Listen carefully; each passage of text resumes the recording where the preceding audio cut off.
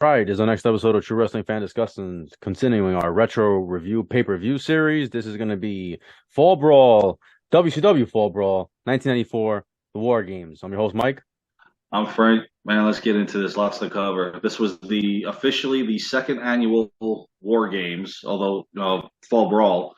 Although they had done Fall Brawl through Clash of Champions Uh-huh. before they made it officially a pay-per-view. War Games has been going on for years. A long It's an time, yeah. institution in this industry. I love the concept. I'm hmm so glad WWE But finally, when it's done right, did it. it's a really good Exactly. concept. When it's done wrong, it's a piece of shit. This one, I would say, was probably not done right. Yeah, And, I and did. when we get to We'll it, get I'll into it. We'll get cover it. into it. I did like the build-up. I did like the build-up. The buildup was Mhm. great. But here we go. September 18th, 1994, Roanoke, Virginia, 6,500 on hand to see this. Tony Schiavone, Bobby the Brain Heenan doing the commentary. There was one replacement in this. Ming was supposed to be in the War Games Mhm. match. They replaced him with Colonel Robert Parker. That, to me, kind of took away from this. It Even did. though they got their revenge on him, it He had it just took coming though. away from the match. Yes, he did. He had the ass whooping coming. So here we go. Opening match of the night for the WCW Television Championship. Lord Steven Regal defending the title against Johnny B. Bad. Johnny be bad. And for the most part, this match was pretty good. It was bad.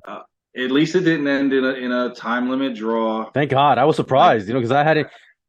I never saw this or I hadn't seen it in years because I didn't remember anything about this pay-per-view. But I was like, wow, this is not a time limit. Amazing. one of the rare ones Yeah. that back then that they Mhm. would have with Regal wrestling. Thank God. Thank God, I man. know. And it was just a little over 11 minutes because Mhm. and most TV title matches back then were 10-minute, and then they moved it to 15 and then Yeah. 20. So we were in for a hell of a match. They did start the whole, the fan getting rowdy at ringside. He showed up in two different occasions. Dillinger, had to escort him out eventually. It was the Blacktop Blacktop Bully Bully, yeah. or Smash or Repo Yeah. Man, whatever you want to call him.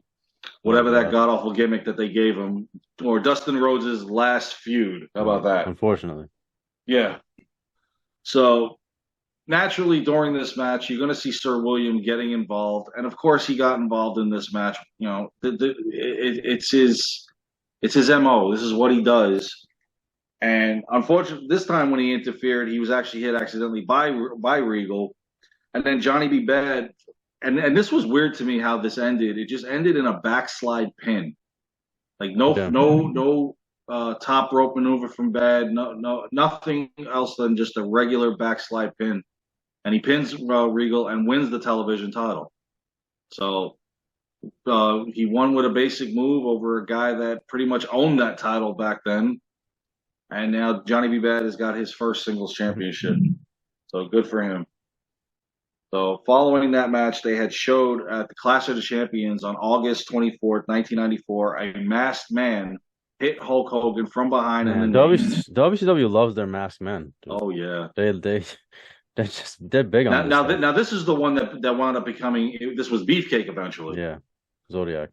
because Brother Bruda, yeah. or Butcher at that point. Butcher. He becomes yeah. Because later on that night, Hogan comes out with the masked assailant, Yeah. and of course, what's his name? Nick Bockwinkel's in charge, and I always, even though it's scripted, I always knew he always had a personal vendetta to me. I believe against Hogan, from their AWA days, and so he was adamant about, well, if Hogan can't defend the title tonight against Ric Flair, he'll have to forfeit it, and all this nonsense. So Hogan comes walking back out with Brother Brudai, Limping out, but he came out, yeah. and Hogan. This was the only. Believe this is the only match that Flair ever beat Hogan in, and because Hogan did lose this match, but I believe it was by countout. But Flair declared himself the real world's champion. We We're brought going that back to back. that again. Yeah, Yes.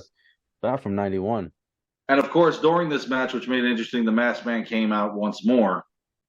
So now we got this whole Masked Man running around, this lunatic. So, Hogan supposedly has the knee injury. Flair is now off in Vegas, I guess retired because I think they suspended him. or He was suspended. He was yeah. suspended. When is the promo? And, When is the promo on this card? Is it now?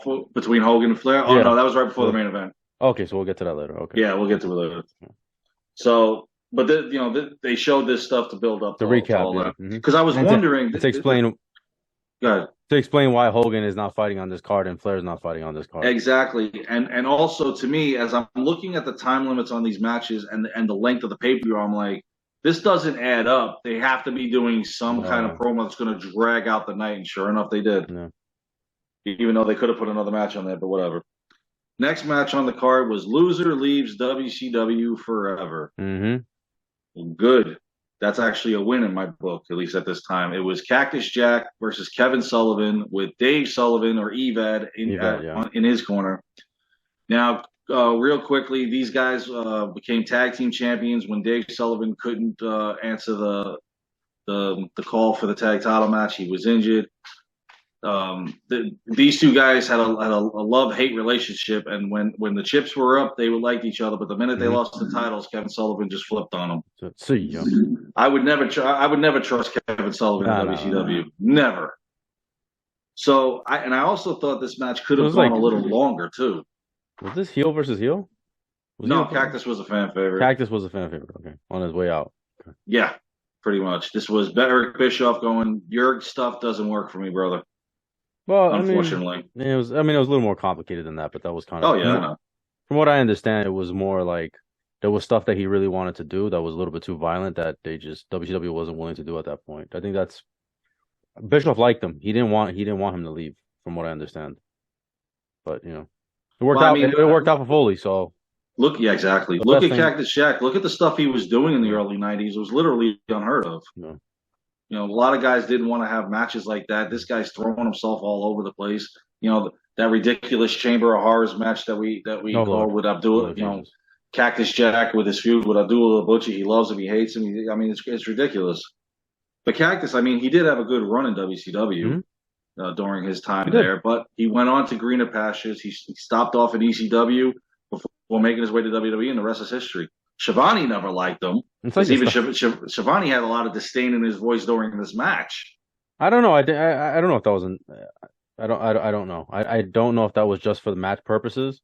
I don't think they have any heat in real life. I don't think they do. You just look at this, and then you think back to when they were giving the results of Monday Night Raw, and he goes, "Oh yeah, Foley wins their title." Yeah, but that wasn't his idea, though. I know that was the upper management. Go ahead and say that. Yeah.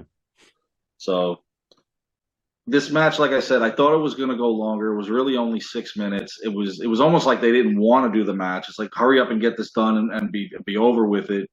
Because this match, if it was also an anything goes match, these guys could have torn the roof off the place. And Dave Sullivan actually getting involved in this match on both ends when each individual tried to use a chair. And granted, this match was not a no disqualification match. So when Cactus tried to use the chair. Like I said, Dave Sullivan stopped him as well as he stopped his brother. Cactus kind of ran into Dave Sullivan, and Kevin Sullivan just rolls him up for a pin, and we even get a kind of a cheesy finish to this. So Kevin Sullivan wins. Cactus Jack is out, and the Dungeon of Doom is on the horizon. Oh, Lord. So, yeah, exactly. So. Now, following this match, Mean Gene Oakland was in the back. He interviewed the Stud Stable. Mm-hmm. Those whack jobs. The only one sane in that whole group is Arn Anderson.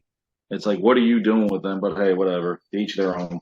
And then they were talking about how Colonel Rob Parker is in the match instead of me. Now, the next match before it happened, it was supposed to be for the United States Championship originally. Ricky the Dragon Steamboat versus Sonny Steve Austin. Due to an injury on Ricky Steamboat, Nick Bockwinkel had Steamboat forfeit the title. Now, this is what didn't make any sense, and it kind of embarrassed Austin. Normally, in a situation like this, you would forfeit the title would be vacant, and you would have two individuals fighting. They pulled a Dean Douglas, Razor Ramon, but this was before. Exactly. So this was the original Douglas Ramon. Yeah. Mm-hmm. Steamboat forfeits the title. They grant it to Steve Austin. Now he's once again the United States champion. And Bockwinkel is telling him that you are going to defend the title tonight. He didn't want to defend it, and then he's like... And it was against Hacksaw Jim Duggan. Hey, tough guy. Yeah. And the what just aggravates me is okay. I do Austin doing the heel thing. Oh, I'm not going to wrestle. Gets up in his face, comes back doing that whole heel. I'm not going to fight thing. That's fine. But the fact that the actual running time of the Duggan Austin match was 35 It was a seconds squash match. exactly, and that's an insult to the man. Stupid. Having the match would have Stupid. been fine. If he loses to Duggan, Right. fine. I don't know. I don't know why they won't. I don't agree with that. Makes But no sense. in any event, it's kind of a football tackle for Duggan. He gets the pin on Austin, and Hacksaw Jim Duggan's the new United States champion. And Steamboat really retires after this, right? I don't think he wrestles in WCW. No, he doesn't, He because they retires. even mentioned that the injury could be career threatening. He retires. It's a shame. Doesn't Duggan win like the U.S. title later on? He finds it in the garbage or something like that. Like this is like late WCW. Oh crap, WCW. Yeah, I think he got it when he with the whole Team Canada feud. yeah, I think so, right? Because remember, the one guy you never would in their right mind you would never turn him heel. They turned him on the U.S. Yeah. and he was with Lance Storm and all of them in Team Canada. I mean, All right, well, this is when the shit was really hitting the fan. That's no, anyway. But it was Sorry. good to see Duggan win a singles title here when you never saw him have one in WWE. So, and after the match, me and Gene Oakland interviewed the new United States champion, Jim Duggan. So, congratulations to him on winning the title here. Unfortunately for Steve Austin, this is where the elevator starts going to the basement. So our next match on the card is for the WCW Tag Team titles. Pretty Wonderful, Paul Roma and Mr. Wonderful Paul Orndorff defending the tag team titles against Stars and Stripes. Stars and Stripes, yep. Another tag team for Marcus Bagwell. And But he's got the Patriot. Yeah. And they look good. And I like them when they got to start with this tag team. Better than American Males. Oh, Lord. Magic Mike, the wrestling version. Hey, for whatever reason, it just popped in my head. The Toxic Turtles in WWF back in the 90s. Yeah, exactly. I don't know why that popped up. I have no idea. Or State Patrol, for that matter. State Patrol's underrated. Oh, my gosh. Yeah, let's do an episode on him. As soon as Adam Bomb gets his. I did like the Stars and Stripes. Tag team. Unfortunately, though, tag teams were forming one day and disbanding the next over there. You just couldn't keep up with it. And I thought this one was really good for Bagwell. I thought if giving them the tag team titles might have been something that they could run with. This match itself wasn't bad.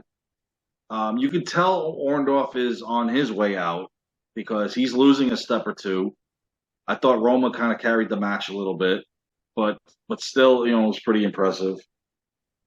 This is where Big Blacktop Bully got escorted out because he got into it with Stars and Stripes. Dylan just finally, I can't take it. Get out of here. Go to the back and sign your contract. Meanwhile, they're like, oh, we don't know who he is. The name is on the back of his vest there, guys. Just saying. Just throwing it out there. Says Blacktop Bully. But in any event, it was also funny, Orndorff using the cooler that was by the announce table. He's using it on Bagwell. He even dumps the ice on Bagwell. I thought that was funny. Now, this is where it gets insane. Patriot makes the tag to Bagwell. Referee claims he didn't see it.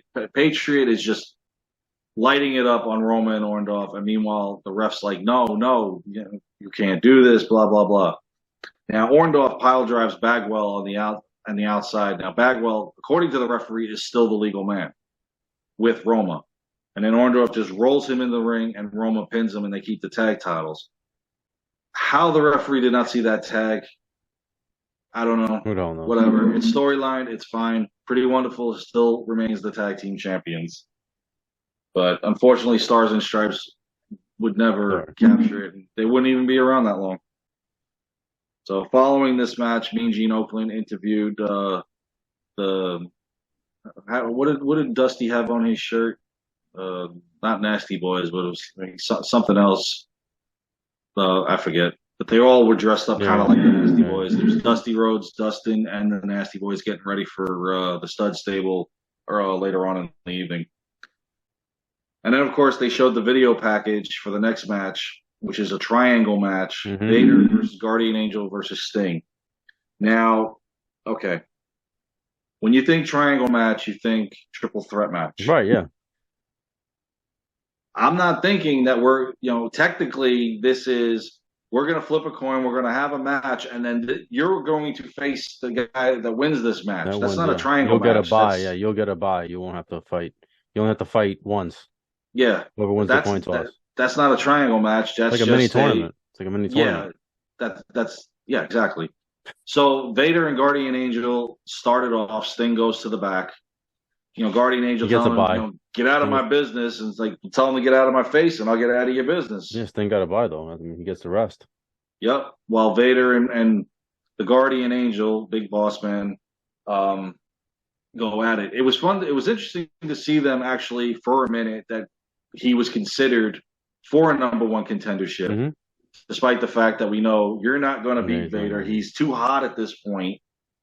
And no babyface is going to face Hogan at this point because the first thing everybody's going to want to see is Hogan and Sting.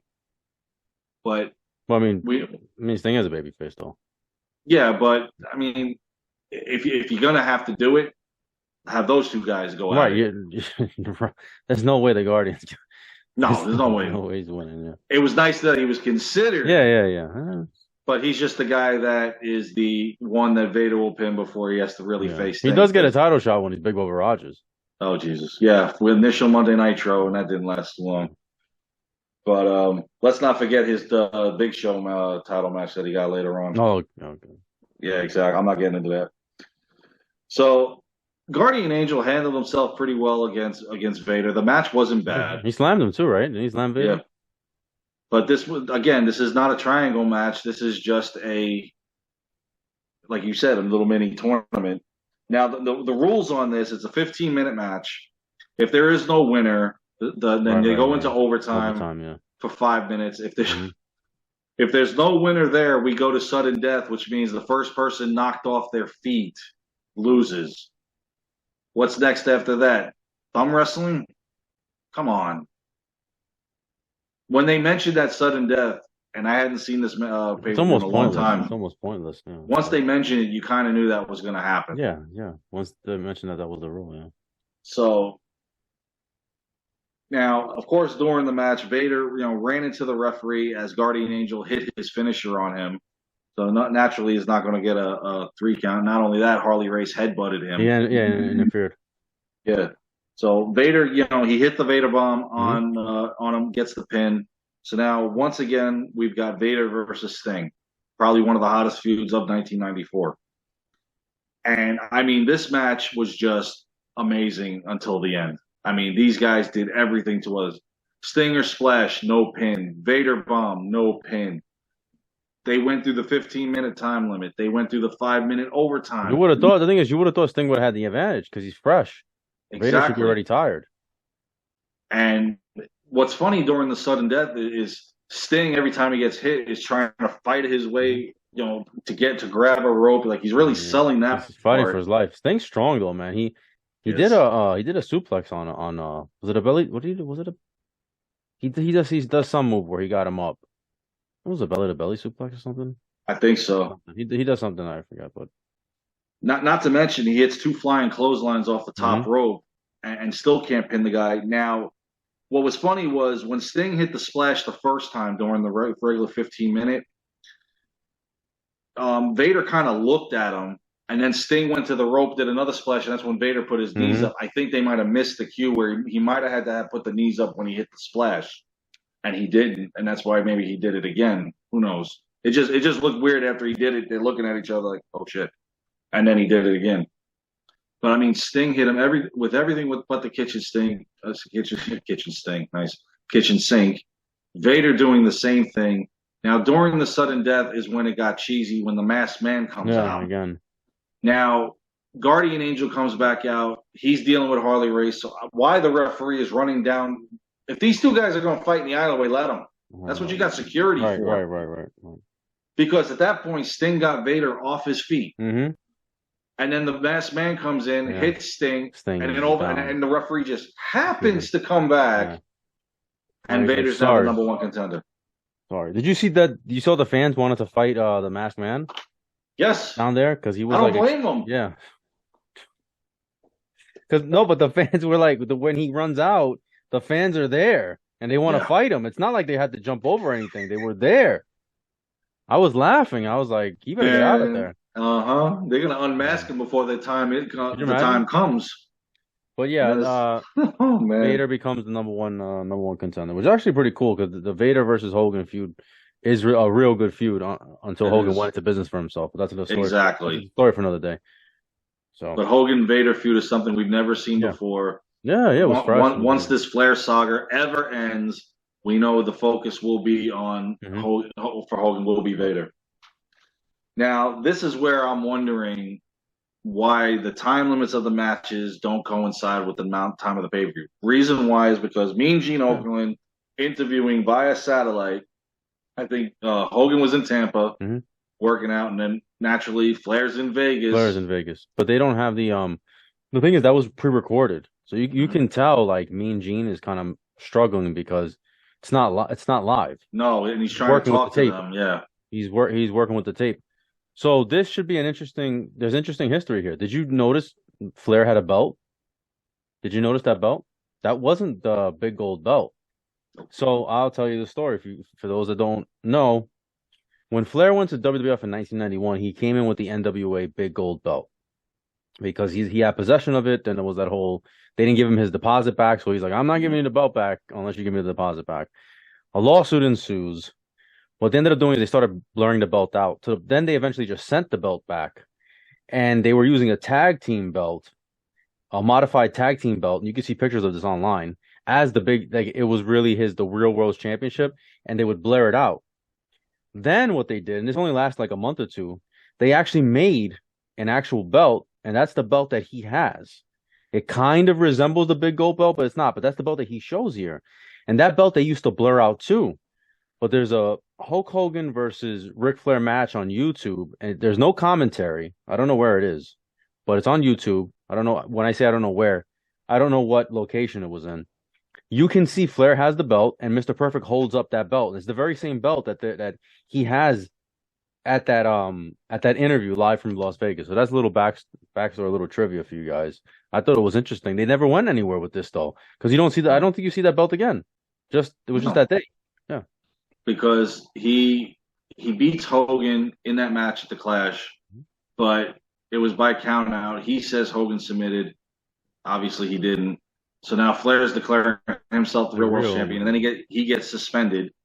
And so Hogan is trying to bait him out of retirement, quote unquote, or suspension, because he wasn't retired. But yeah, it was retirement, sort of. And I don't understand if he's suspended, how you can bait him back.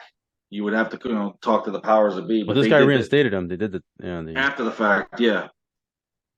Bockwinkel did. He all of a sudden he had a statement all right. Yeah. It's amazing you did that during this segment. You had all that done. Okay, that's fine.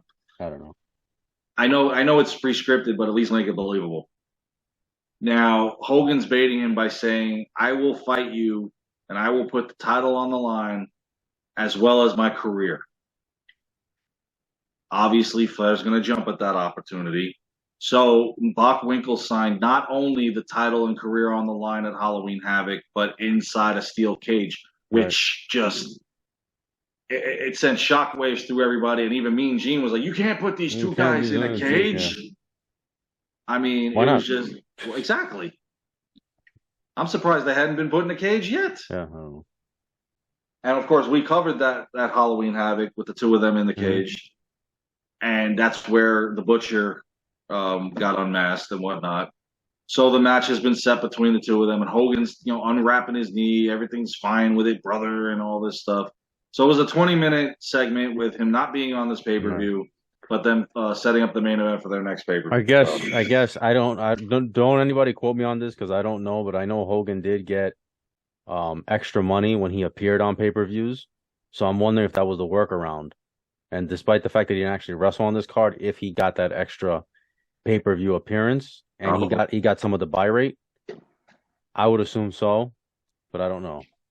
Don't quote us on it. We're just speculating. Yeah. But in any event, now that we've got that set up, and they'd probably spend the whole main event talking about it, we've got our War Games match and the match beyond. But they had Dusty. Go ahead. The build up. How about the build up, man? That was a really really great promo with they showed, I forget what the promo was, but they aired it on the pay-per-view with Dusty, They how he's talking about his relationship with his son and he they wants yeah they showed how Arn Anderson he betrayed him. screwed He him betrayed over, Dustin. Yeah. and I got a little choked up It about it was because good. it's a father son Yeah, thing, it was a good promo. and he's like, I don't need a handshake, I need a Mm-hmm. hug and a kiss, and I'm like, Mm-hmm. oh goddamn, Dustin, just hug him already. You know Yeah. you're gonna team with him. So it was cool seeing them together. Then I they love this had yeah, segment. yeah, yeah. Go, They okay. had to find they had to get reinforcements. Yes, So and they who went better? yeah, the nasty boys, as nasty as they want to be. And he went into the bar and got them. That was hilarious. That was good And they're like, stuff, man. I don't It's believe you corny. guys are It's nasty kind enough. yeah, it's kind of corny now, but back then this was No, awesome. I like it. You know, yeah, What the hell? I mean, you're going up against a bunch of rednecks and Arn yeah, yeah, Anderson. yeah, yeah. Why not go out and get these boys? The hell Yeah. with it, man. They really built this up pretty good. I can't say the match was great, but it was good. But the whole storyline they did over the Mhm. last several months, and Dusty coming out of retirement to help his son doing this was great.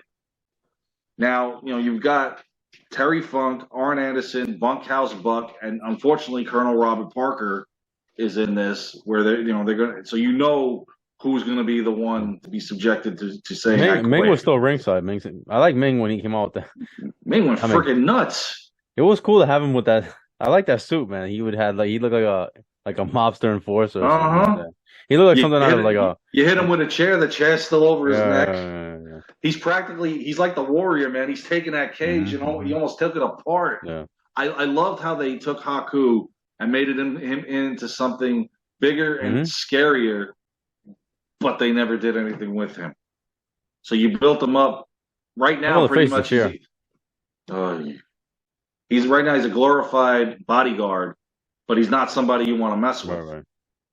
And I mean, his biggest claim to fame was this feud with Sting. It was about it. I mean, yeah, the faces of fear with the Barbarian, but they never did anything with him, and it's a shame Of course not. because this build up was if you put this guy against Hogan at the time, that's going to be a good feud too. So now the match started out with Dustin Rhodes and Arn Anderson, and then they would have a coin toss to see who would be the next one to have the advantage. The match would not officially start until all the members of the team got in. So the stud stable won the coin toss, so Bunkhouse Buck was the next one in, and then they would flip flop. So then it was Jerry Sags, Terry Funk, Brian Knobbs, then Colonel Rob Parker after they kind of pushed him in there, and then finally Dusty Rhodes. And I love this thing, Terry Funk, God bless him, and rest in peace, brother. He's trying to throw a chair into the ring, and he forgets that there's a cover on the damn thing. Oh my God. Good job, Terry. He's like, yeah, let me throw this, and he gets, oh shit, my bad, I forgot. It would have been better just to throw kendo sticks through the fence. But Dusty got in there. The man cleaned house. This is when Ming was trying to get in there. Dusty puts the figure four on Colonel Rob Parker while the Nasty Boys are splashing him and elbow dropping him, and they win. Before that, I want to say real quickly also, when Terry Funk got in, he's like, if I can't bring the chair in, which would have been easy just to walk in there with it, he takes his boot off and starts hitting everybody with a boot. This is the match. He should have just walked in with a chair, though. This is the famous match where Colonel Rob Parker he shits himself and he gets diarrhea. Yeah, at the end of the match. That's why he's not really like moving around at the end of the match. I agree with putting him in there for them to get the revenge. Yeah. They could have added the stipulation if the Dusty's team won, they get 5 minutes alone with him, like they've done in the past with Sullivan and Hogan. Ming in this match would have made it a lot better to me. But putting Parker I in want there, to see Parker get his ass whipped, though. Oh, we all do. We always do. I understand what you're saying. But then they probably would have lost. If Ming was in there. If Ming was in there, maybe. It would have been more of a unless fight. they would have gotten Ming, they would have had him occupied, and then they got, they pinned Buck, who knows. But this was good stuff. I always love seeing, Dusty and Dustin together, Yes. Definitely. Dusty had that serious look when he came out to the ring. He wasn't playing. No playing around, all business. So this was good. It was fun.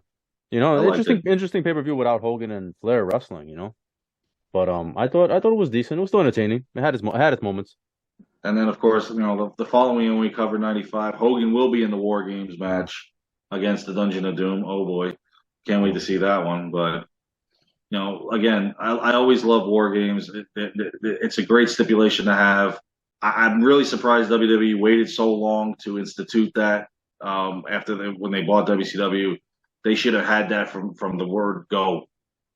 But every time they do it now, it's still pretty impressive. So WCW came up with a good invention back then. Absolutely. All right. Or NWO, rather. Yeah. All right. That's our review. Please like, comment, share, subscribe. We'll see you guys soon. Take care.